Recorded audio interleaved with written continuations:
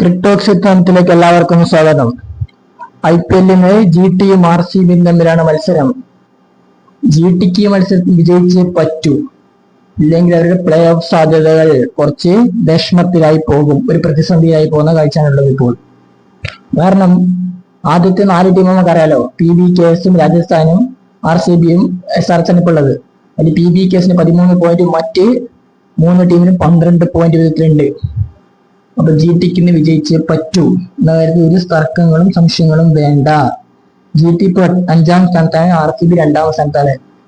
ഇവർ രണ്ടാളും ഒരു തവണ കളിച്ച കാഴ്ച കണ്ട് അന്ന് സായി സുരേഷ് സെഞ്ചുറി അടിക്കുന്നത് കണ്ടു. പക്ഷേ എന്ത് സംഭവിച്ചു? RCB കളി വിജയിച്ചു പോയി അന്ന്. അപ്പൊ ഇന്ന് GT-ക്ക് തന്നെ വിജയിച്ചു പോയി. നമുക്ക് മത്സരത്തിലേക്കുള്ള ഒരു അതായത് ടീം ന്യൂസും പ്രോബബിൾ ലൈനപ്പും പിച്ച് റിപ്പോർട്ടും മറ്റു പ്രിവ്യൂ ഒക്കെ നമുക്ക് വിശദമായിട്ട് നോക്കേണ്ടതുണ്ട്. പിച്ച് റിപ്പോർട്ട് എന്ന് പറഞ്ഞു കഴിഞ്ഞാൽ ഇപ്പൊ മത്സരം നടക്കുന്നത് അഹമ്മദാബാദ് പിച്ചിലാണ്. അപ്പൊ അഹമ്മദാബാദ് പിച്ച് കണ്ടീഷന്റെ കാര്യം നമുക്കറിയാമല്ലോ. അഹമ്മദാബാദില് ഒരു വലിയ റൺസിനും വരാനുള്ള ചാൻസ് ഇല്ല. ഒരു 180 170 ഒക്കെ എടുത്താൽ തന്നെ വിജയം ഉറപ്പിക്കാൻ പറ്റുന്ന പിച്ചാണ്. പിന്നെ ഡ്യൂ വരാനുള്ള സാധ്യതയൊന്നും അഹമ്മദാബാദ് പിച്ച് ഇപ്പോൾ കാണുന്നില്ല. ഇനി മറ്റു കാര്യങ്ങളിലൊക്കെ ഒന്ന് വന്നു കഴിഞ്ഞാൽ ഭുവനേശ്വർ കുമാറിന് 6 വിക്കറ്റ് എടുത്താൽ second most death over wicket ആവും സീസണില്. അതായത് ഭുവനേശ്വർ കുമാറിന്റെ കാര്യത്തിലേക്ക് വന്നാൽ അദ്ദേഹത്തിന് ഇപ്പോൾ 6 വിക്കറ്റ് ഡെത്ത് ഓവറിൽ, അത് സെക്കൻഡ് മോസ്റ്റ് ആണ് സീസണില്. അദ്ദേഹം 7.6 റൺസ് എക്കണോമിയിലാണ് ആ ഡെത്ത് ഓവറിൽ ഇപ്പം പന്തിറങ്ങിയിരിക്കുന്നത്.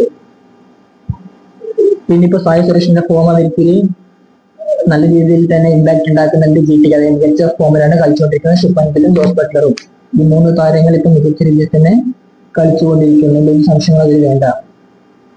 പിന്നെ റബാഡയുടെ കാര്യം, റബാഡ ഇപ്പൊ മികച്ച രീതിയിൽ തന്നെ 10, പക്ഷെ അദ്ദേഹത്തിന്റെ എക്കണോമി റേറ്റ് അദ്ദേഹം മാത്രമാണ് അത് അല്പം എങ്കിലും മികച്ച എക്കണോമിയിൽ അറിയുന്നത്. പിന്നെ സിറാജിനായിരുന്നു എടുത്ത് പറയേണ്ട ഒന്നാണ്. നമുക്ക് അങ്ങനെയാണെങ്കിൽ ഒന്ന് ടീം ന്യൂസിലേക്ക് ഒന്ന് വന്നു കഴിഞ്ഞാൽ, ഇപ്പോ ജിതേഷ് ശർമ്മ ഈ സീസൺ അത്ര മികച്ച ഫോമിലല്ല കളിച്ചുകൊണ്ടിരിക്കുന്നത്. അദ്ദേഹത്തിന് ഈ സീസണില് വലിയ രീതിയിൽ തന്നെ ഇമ്പാക്ട് ഉണ്ടാക്കാൻ പറ്റുന്നില്ല എന്ന കാര്യം കൂടി നമ്മൾ ഓർക്കേണ്ട ഒന്നാണ്. പക്ഷെ അദ്ദേഹം ചില കളികളിൽ RCB-ക്ക് ഗെയിം ടേൺ അറൗണ്ട് ചെയ്ത് കൊടുക്കുന്ന കാഴ്ചയും ഇപ്പൊ കാണുന്നുണ്ടല്ലോ. GT-യുടെ കാര്യത്തിലേക്ക് വന്നാൽ GT ഇപ്പൊ പ്രസിദ്ധ് കൃഷ്ണ ഫോം ഔട്ടിലാണ്. രണ്ടാളിൽ ഒരാളെ കളിക്കാനുള്ള ചാൻസിലും മറ്റു ഇഞ്ചുറി പ്രശ്നങ്ങൾ. പിന്നെ അവരുടെ കാശിക് ഖാന്റെ ഫോം ഔട്ട് ഒരു പ്രശ്നമാണ്. രാഹുൽ തെവാട്ടിയുടെ ഫോം ഔട്ട് പ്രശ്നമാണ്. ഒരുപാട് പ്രശ്നം അവർക്കുണ്ട്. ബൗളിങ്ങിലും ബാറ്റിങ്ങിലും ഹോൾഡറാണ് കളിക്കുന്നത്. ഒരുപാട് പ്രശ്നങ്ങൾ അവർക്കുണ്ട് എന്ന കാര്യം മറക്കേണ്ടതില്ലല്ലോ. പിന്നെ കഴിഞ്ഞ കളി RCB ഡൽഹി ക്യാപിറ്റൽസിനെ അക്ഷരാർത്ഥ തകർത്തിട്ടാണ് വരുന്നത്. അവര് 75 റൺസിന് ഓൾ ഔട്ട് ആക്കുന്ന കാഴ്ച കണ്ട് അനായാസം അടിച്ചു കളിക്കുന്നത്. വിരാട് കോഹ്ലിയുടെ ശൈലി നമുക്കറിയാമല്ലോ. അദ്ദേഹം ആദ്യം ബോളിംഗ് ഡിഫൻഡ് ചെയ്തിട്ട് അടിക്കുന്ന കാഴ്ചയാണ് കാണുന്നത്. അദ്ദേഹം ഓൾവേസ് ടീം തന്നെയാണ്. അതുകൊണ്ട് സംശയങ്ങൾ. അദ്ദേഹം മികച്ച ഫോമിലാണ് ഉള്ളത്. DDP മികച്ച ഫോമിലാണ്, പട്ടിടാറൊക്കെ മികച്ച ഫോമിലാണ് ഉള്ളത്. ഇനി പക്ഷേ പിൽക്കാലത്ത് കളിക്കാനുള്ള സാധ്യതയും കൂടുതലാണെന്നാണ് ഇപ്പോൾ അറിയപ്പെടുന്നത്.